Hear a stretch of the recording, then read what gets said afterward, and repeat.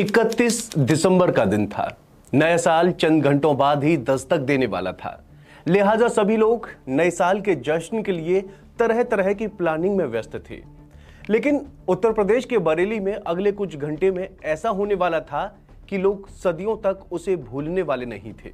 दरअसल बरेली में जैसे जैसे रात परवान चढ़ रही थी, वैसे वैसे यहां हो रही एक चाय पार्टी अपने पूरे शबाब पर आने लगी थी। लोग हंसी ठहाके और नई पुरानी यादों को ताजा एक दूसरे के साथ कर रहे थे। आपको बता दें कि यह पार्टी प्रोफेसर ज्योति प्रकाश की यहां की जा रही थी।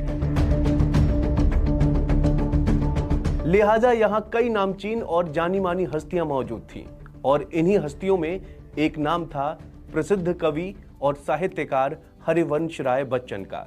और सबसे बड़ी बात यह थी कि इस पार्टी में मौजूद थी तेजी सूरी।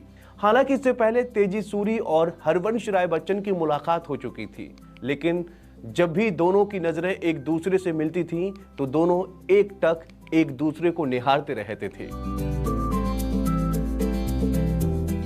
अचानक पार्टी में मौजूद लोगों में से किसी ने हरिवंश राय बच्चन से एक कविता पढ़ने का आग्रह किया।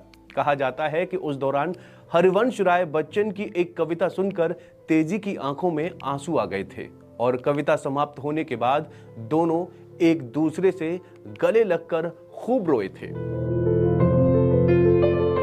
वो कविता जो उस दिन हरिवंश जी ने सुनाई थी, वो थी करूं संवेदना लेकर तुम्हारी क्या करूं, मैं दुखी जब जब हुआ संवेदना तुमने दिखाई, मैं कृतज्ञ हुआ हमेशा रीति दोनों ने निभाई। हरिवंश राय बच्चन की जिंदगी में उनकी पहली पत्नी श्यामा जी के देहांत के बाद एकाकी शामों ने डेरा जमा लिया था। एकांकी जीवन जी रहे हरिवंश राय बच्चन के लिए यह चाय पार्टी बेहद खास रही थी। यहां तेजी से हुई पहली मुलाकात ने उनके जीवन में नई रोशनी की दस्तक की तरह थी। तेजी सूरी से अपनी इस पहली मुलाकात को हरिवंश राय बच्चन अपनी आत्मकथा क्या भूलूं क्या याद करूं मैं कुछ इस तरह याद करते हैं। उस दिन 31 दिसंबर की रात थी। सबने ये इच्छा जाहिर की कि नया साल मेरे काव्य पाठ से शुरू हो। आधी रात बीत चुकी थी।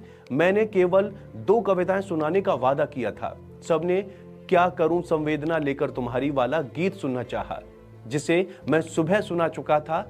ये कविता मैंने बड़े सिनिकल मूड में लिखी थी। मैंने सुनाना शुरू किया।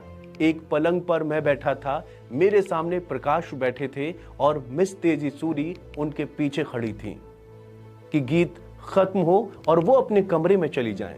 गीत सुनाते सुनाते ना जाने मेरे स्वर में कहां से वेदना भर आई।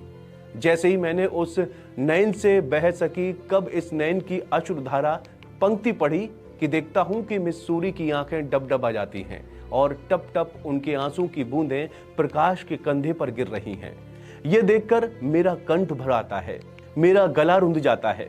मेरे भी आंसू नहीं रुक रहे हैं। ऐसा लग रहा है मानो मिस सूरी की आंखों से गंगा जमुना बह रही हैं और मेरी आंखों से जैसे सरस्वती। हरिवंश राय बच्चन आगे लिखते हैं कि कुछ पता नहीं कब प्रकाश का परिवार कमरे से निकल गया और हम दोनों एक दूसरे से लिपट कर रोते रहे।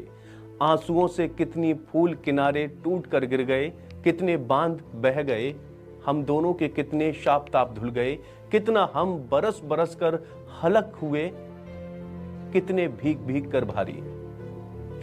खैर जैसे जैसे ये शाम बीती और दोनों अलग हो गए, लेकिन उस रुंधासु संवेदना का असर ऐसा हुआ कि दोनों के बीच एक बंधन सा बंध गया। एक ऐसा बंधन जो एक दूसरे के लिए तड़प पैदा करता है।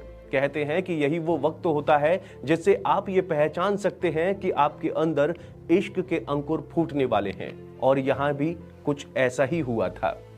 बरेली की इस चाय पार्टी के बाद तेजी और हरिवंश की मुलाकातों का सिलसिला शुरू हुआ। दोनों ने एक दूसरे के साथ समय बिताने लगे और कब एक अनकहा वादा इनके बीच हो गया, शायद दोनों को नहीं पता चला। तेजी के दिल में हरिवंश की कविता और उनके व्यक्तित्व के प्रति गहरा प्रेम था।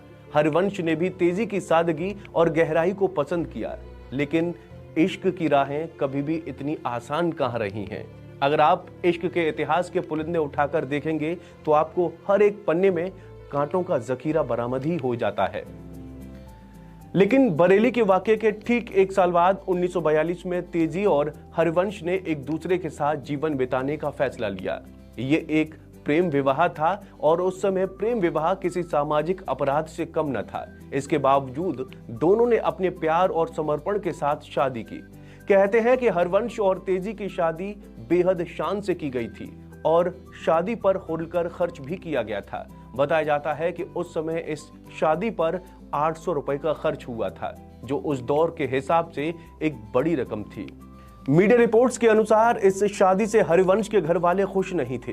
यही वजह थी कि तेजी कभी अपने ससुराल नहीं गई थी। बताते हैं कि हरवंश राय ने लगभग अपनी आधी जिंदगी तेजी के साथ सिविल लाइंस स्थित एक किराए के मकान में काटी थी। हरिवंश राय बच्चन ने अपनी जीवनी में अपने एक अफेयर का भी जिक्र किया है। हरिवंश को अपने दोस्त करकल की धर्म पत्नी चंपा से प्रेम हो गया था, जिसके चलते वो हाई स्कूल के एग्जाम में फेल भी हो गए थे। यही नहीं, हरिवंश जब इलाहाबाद यूनिवर्सिटी में पढ़ाने जाया करते थे, उस दौरान भी उनकी घनिष्ठता एक ईसाई महिला से हुई थी। हालांकि परिवार के रूढ़िवादी होने के चलते हरिवंश राय बच्चन और उस ईसाई महिला की शादी नहीं हो सकी थी। खैर, शादी के बाद तेजी और हरिवंश का जीवन प्रेम और समझदारी से भरा हुआ था। तेजी ने हरिवंश के साहित्य और कवि जीवन में एक मजबूत समर्थन और प्रेरणा का काम किया।